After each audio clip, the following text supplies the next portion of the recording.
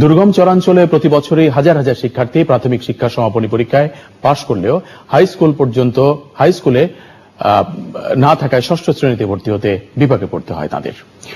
তাই পিছিয়ে পড়া এসব চরাঞ্চলে হাই স্কুল প্রতিষ্ঠার দাবি জানিয়েছেন শিক্ষক এবং শিক্ষার্থীরা। মোস্তফা মল্লিকের রিপোর্ট। সিরাজগঞ্জ জেলার শাহজাদপুর উপজেলার ধিতপুরে 4টি সরকারি প্রাথমিক বিদ্যালয় থেকে প্রতি বছর বিএসসি পাশ করছে প্রায় 2 থেকে 250 শিক্ষার্থী, অথচ তাদের জন্য নেই কোনো হাই স্কুল। নদীর ওপারে লেখাপড়া করতে হয় শিক্ষার্থীদের।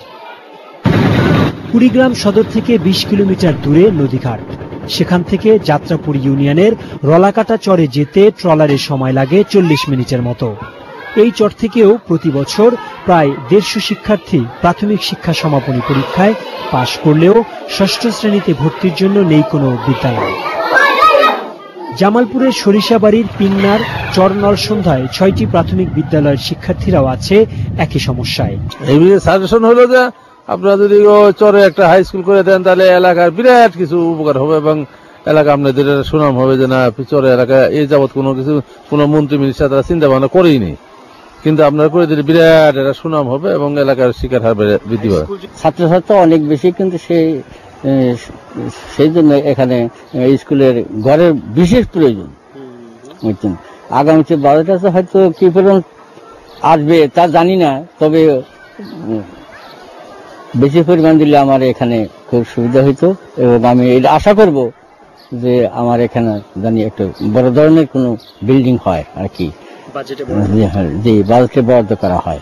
শিক্ষকরা বলছেন চর এলাকার জন্য নদী ভাঙন রোধে পর্যাপ্ত বিনিয়োগ প্রয়োজন।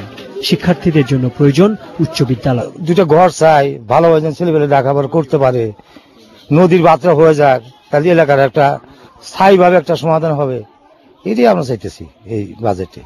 আর বিশেষ করে আমার স্কুলটা, আমি এই বাজেটে খুব আশাবাদী যে আমার একটা স্কুলের জায়গা ওইদিকে আছে, মোটামুটি ঠিক করা একটা স্থায়ী একটা ব্যবস্থা হবে।